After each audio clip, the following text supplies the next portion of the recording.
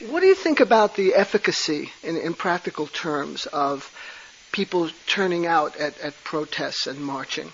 I've said something about that before, and of course I'm an old guy, so I was protesting during the Vietnam War, which was atrocious. Well, we killed, I think, 50 Asiatics for every loyal American. But anyway, as I've said before, I'll say again that every artist worth a damn in this country was terribly opposed to that war finally, when it was evident what a fiasco and meaningless butchery it was. And we formed sort of a laser beam of protest. Every painter, every writer, every stand-up comedian, every composer, every novelist, every poet aimed in the same direction. So it was like a narrow beam. It's just all aimed in one direction.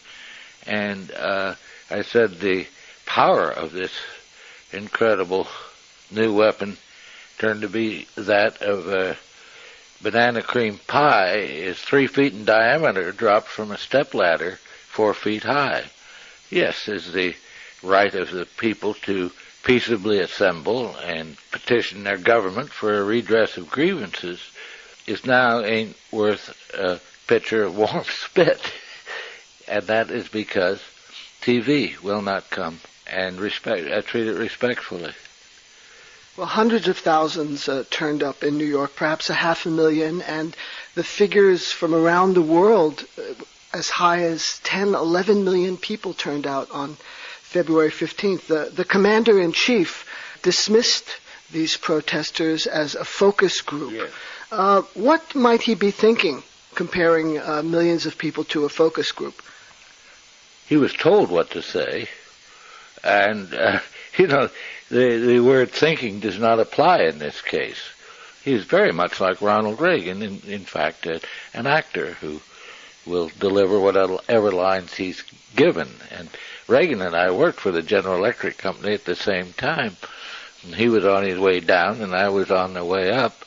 But he was sent out as a darling American, and indeed he is. He's a very appealing man, to speak to power and light companies and to chambers of commerce on the evils of socialism. And, of course, General Electric saw socialism as evil because, the working people might get funny ideas about what they were entitled to. Well, during World War I, Senator Hiram Johnson said that the first casualty of war is truth. In this current atmosphere of war that's pervading the United States today, do you still think that holds true? Yes, of course, and half the truth dies.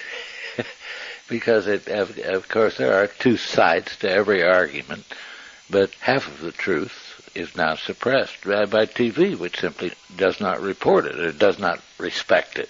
Yes, they will have a few freaks on, but the New York Post, a very liberal paper, as you know, was talking about, the movie stars and people who don't know anything coming to the aid of the bad guys.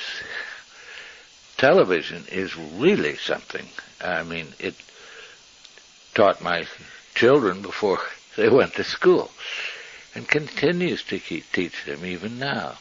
You've written about the impact of the cathode tube, as you call it, on American culture and life. And I was interested that you talked about going to the theater and seeing Our Town and Streetcar Named Desire and Death of a Salesman, and what kind of influence it had on you simply because you were in an audience with other human beings. That's right. It is the model for a theater is, of course, a religious event, a religious community event.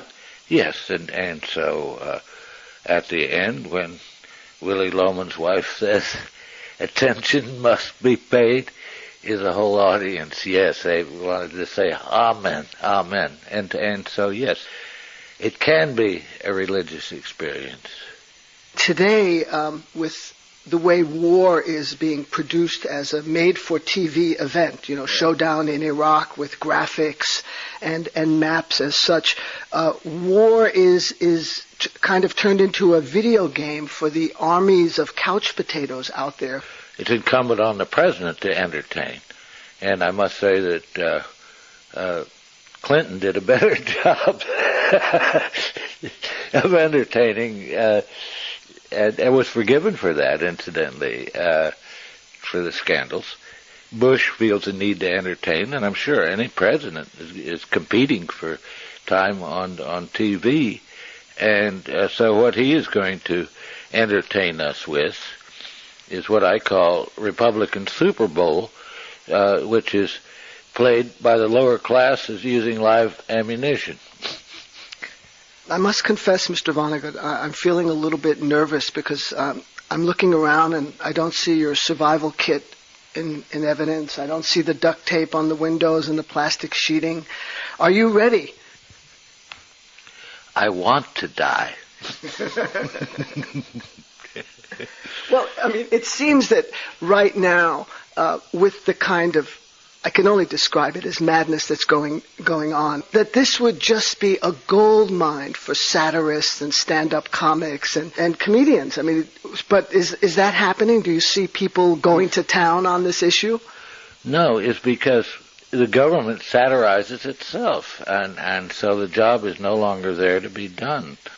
All we can wish, really, is, the satirists have tried to make this a better country, or whatever country they're in, and we just hope that there be a large number of Americans who will realize how dumb this all is, and how greedy, and how vicious.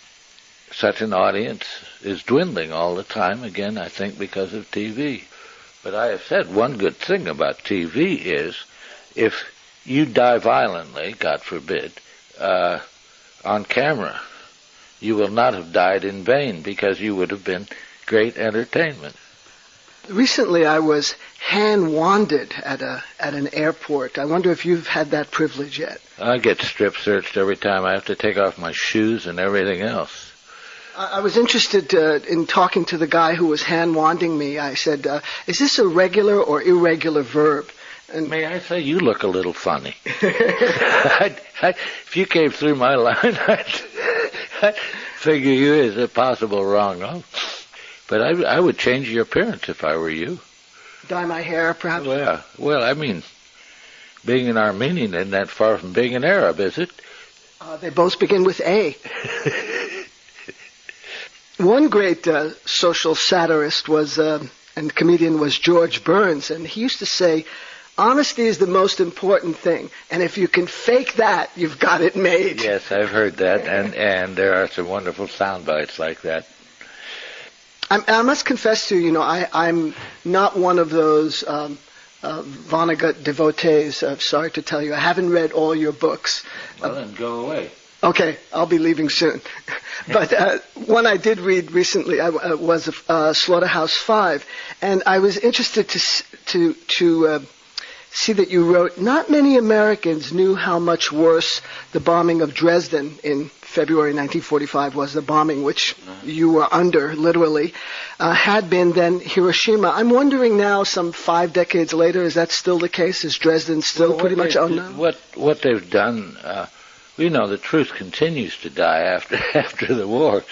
There's still plenty of truths to be killed, and the best number I can get for casualties, and of course what they did was turn a whole old city, completely combustible, into a single column of flame. And, that's as good as an atom bomb, really. And the number I've heard is, and I'm not a vested interest, is 135,000. The place was full of refugees, because the city had been untouched. It was full of refugees, and it was also full of hospitals for the wounded. It was unprotected, had no air raid shelters, and did not expect to be attacked, and declared itself an open city, which I think is probably a medieval concept promulgated by some pope.